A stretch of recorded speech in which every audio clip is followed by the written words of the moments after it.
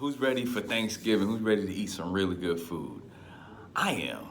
And one thing that I am looking forward to, it's been almost a little over 2 weeks. We're going into 3 weeks. I've been avoiding processed sugar. Are y'all proud of me? I'm proud of me. I'm happy that I've been able to avoid it. I feel better. I feel more energetic. I don't feel quite as sluggish. My workouts are more productive.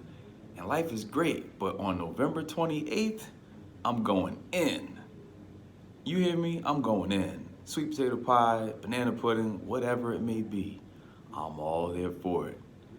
But one thing I had to learn in these 2 weeks, almost 3 weeks, is moderation. It's one thing that we all need to learn, whether it be food, whether it be money, whether it be time. We have to have that balance. There's something that they have and they've created. It's called work-life balance. We should have balance between life and work. And just like we have balance between life and work, supposedly, some of us, we're still working on that, and I, myself included, is we also need to have balance from what we should do versus what we should not do.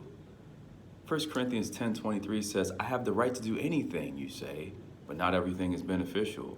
I have a right to do everything, but not everything is constructive. So what that's saying is that we have a right to do anything. I have the right now to cut this sacrifice that I'm making of not eating sweets, or it's not really a sacrifice, but it's something that I don't really need, but it feels like a sacrifice because I'm taking something away that I really want.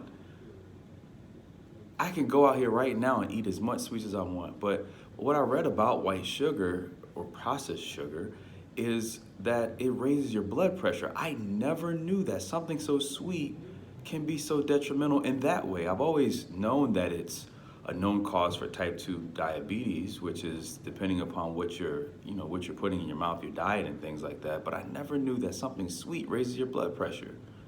I thought salty things with high sodium does that.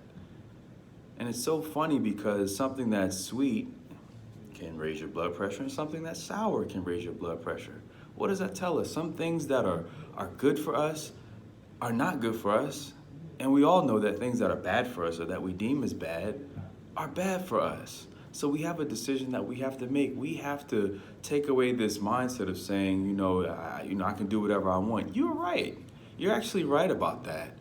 But should you do it? You could do it. I could work 10 jobs. I could spend all my money and not have money to pay my bills. I could go out here and be a wild, crazy person. I can go out here and do whatever I want. But not everything is beneficial that you want to do. Not everything is constructive based upon what you want to do. We got to think about the last part of that verse that talks about not everything is constructive. Not everything that you want is constructive.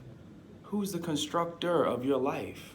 God is the author of our life. He's made our life for us. He has developed us. He has made us in his image. What image are we portraying to other people? Does people see us, or do they see him? They should see him through us. We should be his mouth. We should be his hands. We should be his feet. And I'm not saying you live your life perfectly, but as you're striving to be better, you're striving to be better every single day, people can see the evidence of what you say that you believe. As believers, we have that responsibility to be an ambassador for Christ. And when I think about ambassador, I think about when I was working for a company some years ago, and we had a t-shirt. The t-shirt actually had an emblem that was symbolic to what the product was selling for that particular company. So I was a brand ambassador for this particular company. Now, we don't have shirts. Some of us wear shirts, but I don't have a shirt here that says, I'm a follower of Jesus Christ. But by my actions, by what I'm doing, by the way that I talk, by the way that I respond to different things, by the way I respond to what happens in my life, people could say, there's something different about him, or there's something different about you. Can they say that about you? Are they saying that about you? If not, it's all right. You can start today.